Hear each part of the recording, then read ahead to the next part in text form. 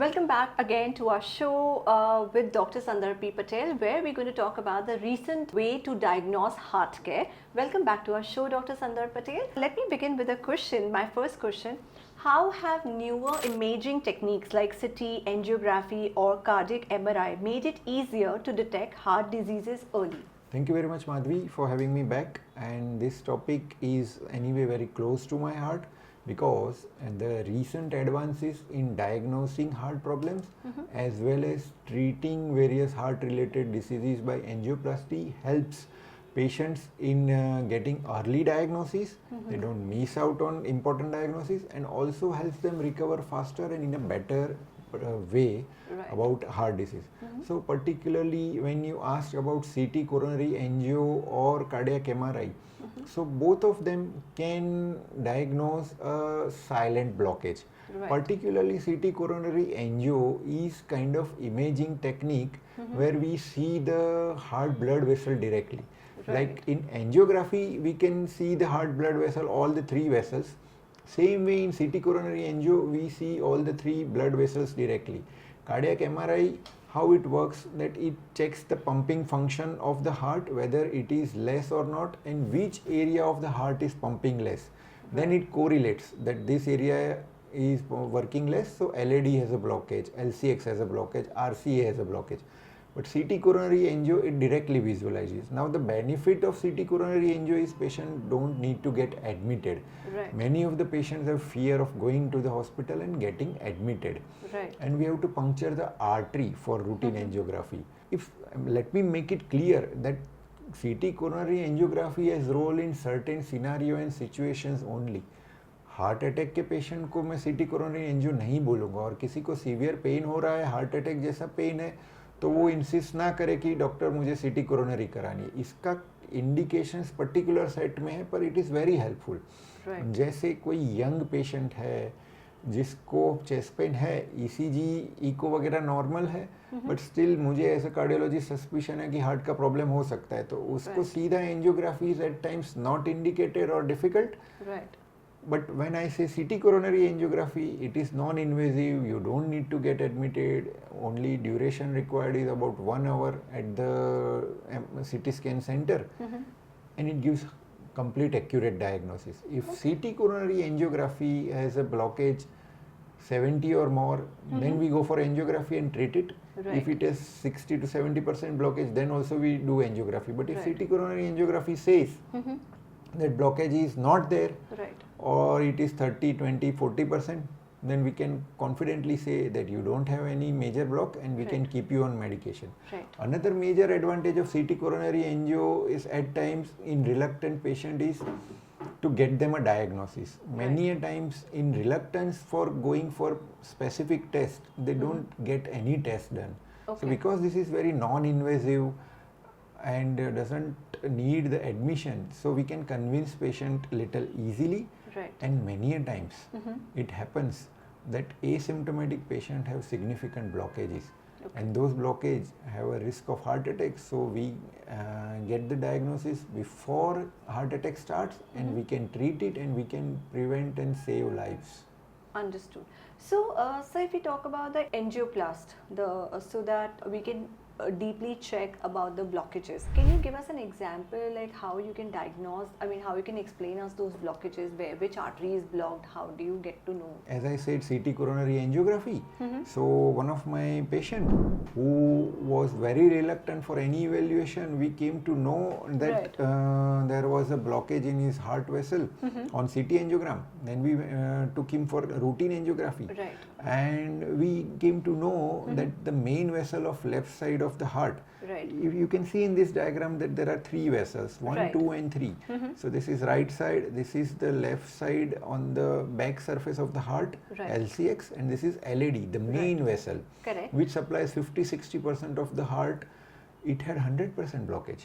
Because of convincing him what CT angio, we could diagnose. Then I did the angiography, confirmed the blockage, and then his vessel just didn't have blockage, but vessel नली जो है कि कुछ जगह पे चौड़ी थी, कुछ जगह पे पतली सिकड़ी हुई थी, प्लस 100% ब्लॉकेज तो था ही. सो ऐसे अनइवन डायमीटर वाली वेसल होती है, उसमें स्टेंट को अपोज करना इज ट्रिकी. जहाँ पे चौड़ा पार्ट है उस साइज का स्टेंट लेते हो तो पतले पार्ट में नली फट सकती है. करेक्ट. पतला पार्ट है उस साइज का स्टेंट ले तो चौड़े पार्ट में वो चिपकेगा नहीं, तो ब्लॉकेज आ जाएगा फिर से फ्यूचर में. सो जब आपने रीसेंट एडवांसेस की बात की, सो कार्डियक ट्रीटमेंट में से इट एंजियोप्लास्टी स्टेंट या बाईपास, बहुत सारे एडवांसेस हुए. उसमें एक मेजर एडवांस है IVUS, intravascular ultrasound and OCT, जो इमेजिंग टेक्निक है. Angiography itself is a imaging technique जिसमें हम नली को इमेज करते हैं एक्सरे पे.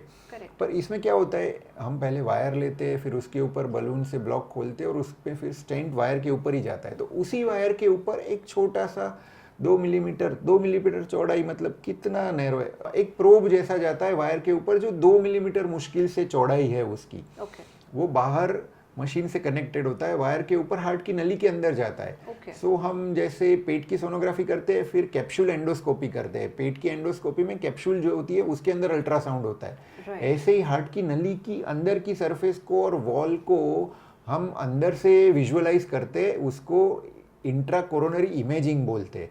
इससे हमें कहाँ पे कितनी थिकनेस है, कितनी लंबाई का, कितनी चौड़ाई का, कौन सा स्टेंट लेना है, कहाँ पे कितना कैल्शियम है. If more calcium is there, with newer advances we can drill the heart vessel from inside. इसको हम रोटा एब्लेशन बोलते हैं, ऑर्बिटल एथरेक्टोमी बोलते हैं. सो ऐसे टफ ब्लॉक, कैल्शियम वाले ब्लॉक, चर्बी के अंदर फाइब्रस टिश्यू जमा हुआ है, वो वाले ब्लॉक जिसमें हम पहले बाईपास के लिए ही दे देते एडवाइस पेशेंट को, उसको हम एंजियोप्लास्टी से ट्रीट करते हैं. उसमें ये जो इमेजिंग है, हार्ट की नली को इनसाइड से विजुअलाइज करना होता है, इट हेल्प्स अस. तो इसी पेशेंट को हमने ऐसे ही इंट्रावास्कुलर इमेजिंग की हेल्प से ट्रीट किया. स्टेंट अलग अलग साइज की स्टेंट और उसमें फिर अलग साइज का बलून का रिक्वायरमेंट किया.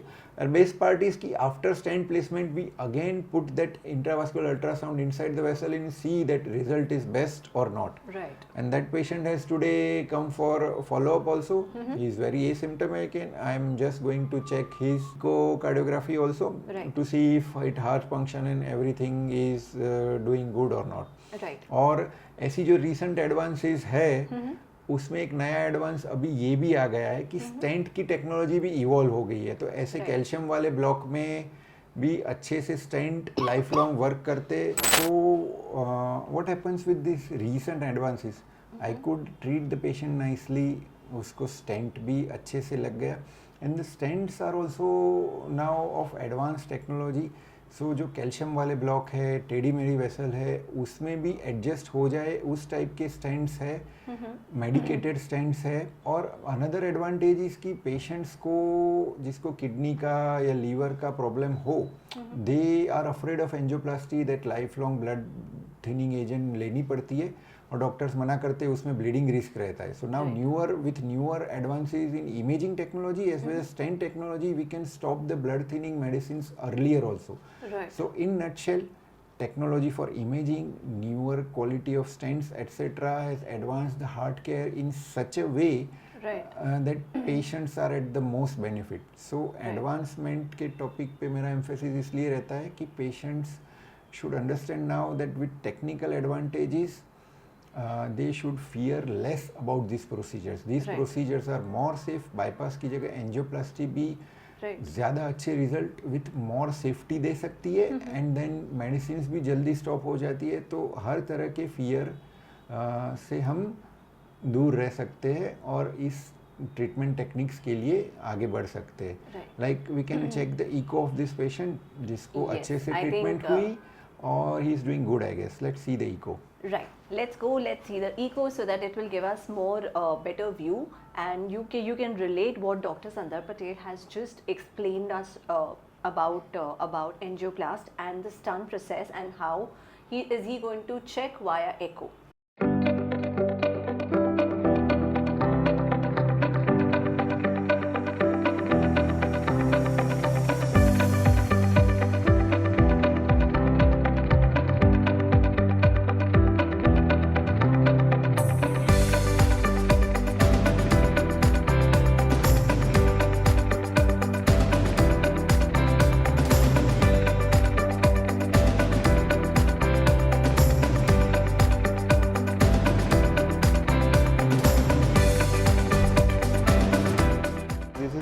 of the patient who has undergone angioplasty with advanced technique and latest of the stents.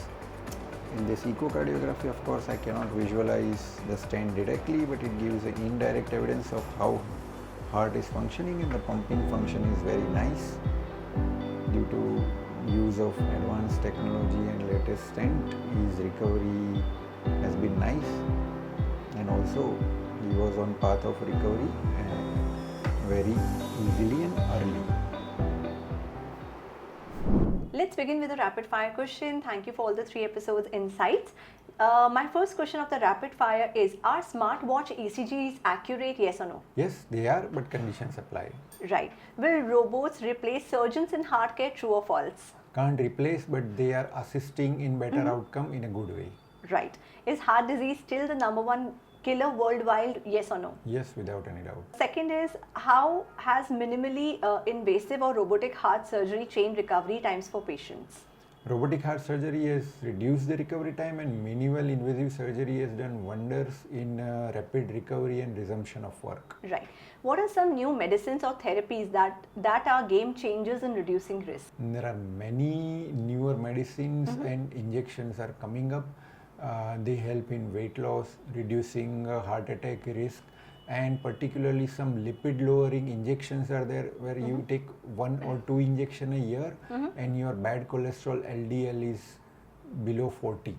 Right. So there are many medicines in various aspects of heart diseases, not just a heart attack. Right. They are very recent advances, and next 5-10 years they are going to change the paradigm. Right.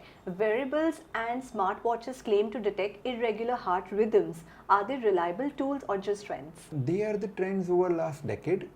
Many of the devices are reliable, and sometimes patients who had not had previous problem, they see in the watch and come to us and we diagnose and treat. So certain of the companies are reliable. Right. Can AI and data-driven analysis really predict heart attacks before they happen? They can potentially predict. A lot of research is undergoing, but at present we are not having anything on shelf. Right. Can genetic testing tell us who is more at risk of heart disease? There are certain set of genetic aspects or DNA findings which can portray a higher risk, but again this is not commercially available, under research. Right. Will heart disease ever become completely preventable with science and technology? Heart disease has treatments like angioplasty and bypass, but apart from that, pharmacological treatments are there. So right now the researches and advances are in such a way that the causative factors for heart disease like blood pressure and diabetes and obesity and abnormal lipids, medicines are trying to treat them so nicely that heart attack should not happen. So advances are going in that way, pharmacological aspect. Let's hope, let's keep fingers crossed. Hope so. So thank you so much, Dr. Patel, for a wonderful insight on all the 3 topics, because 3 episodes is something really insightful. The conversation is not only based upon just to create a podcast, it is all about knowledge sharing, because these days we youngsters and even elderly people are facing this issue, and which is not commonly being addressed. So this episode is definitely going to help you to at least clear your basic, and it's not necessary that you don't consult a physician or a cardiologist. You should do that.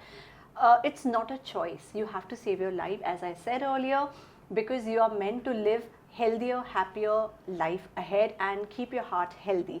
So Dr. Patel, my last question is there any message you would like to give to our viewers? First and foremost, thank you to you and to all the viewers for taking this insight. So I would like to urge all the viewers of this podcast that if they have liked the information provided by us in this podcast, then they should try and spread this podcast to as many people as possible, so that this awareness could be spread and that could bring some change, some positivity in someone's life. Live a simple life, be active, start walking 30 minutes a day, control your dietary habits, quit smoking, tobacco, alcohol. Thank you. Thank you so much, and stay tuned. Please do follow our page, like, comment, subscribe, and do share it with all your family, friends, colleagues, so that it reaches more number of people.